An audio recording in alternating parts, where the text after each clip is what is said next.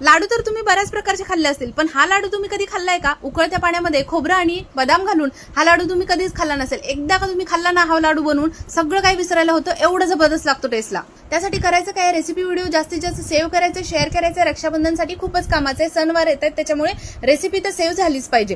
तर इथे सगळ्यात पहिल्यांदा आपल्याला काय करायचंय बघा, एका पॅनमध्ये किंवा कढईमध्ये पाणी घालून घ्यायचं. पाण्याला छान उकळी आली की त्याच्यामध्ये खोबरं आणि आपल्याला बदाम घालून घ्यायचंय. आता खोबरं मी इथे 4 तुकडे घालून घेतलेले आहेत मोठे मोठे, आणि बदाम इथे अर्धी वाटी घातले. आता छान उकळी काढून घेतली की लगेच पाणी काढून टाकायचं आणि बदामाची जी साल आहे ती काढून टाकायची. खोबऱ्याची सुद्धा तुम्हाला वरचं काळं काढायचं असेल काढू शकता, नाही काढलं तरी चालेल. मिक्सर मधून थोडं थोडं याच्यामध्ये दूध घालून आपल्याला व्यवस्थित असं बारीक असं मिश्रण तयार करून घ्यायचं.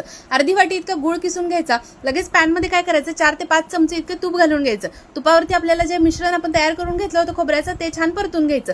व्यवस्थित परतून घेतलं की नंतर मध्यमाच्या वरतीच आपल्याला गॅसची फ्लेम ठेवायची आणि गुळ अर्धी वाटी इतकं घालून घ्यायचा. मिश्रण लगेच थोड्या वेळानंतर घट्ट व्हायला चालू होतं. मिश्रण छान पॅन सोडायला लागलं, घट्ट व्हायला लागलं की त्याच्यामध्ये आपल्याला वेलची पावडर घालून घ्यायची.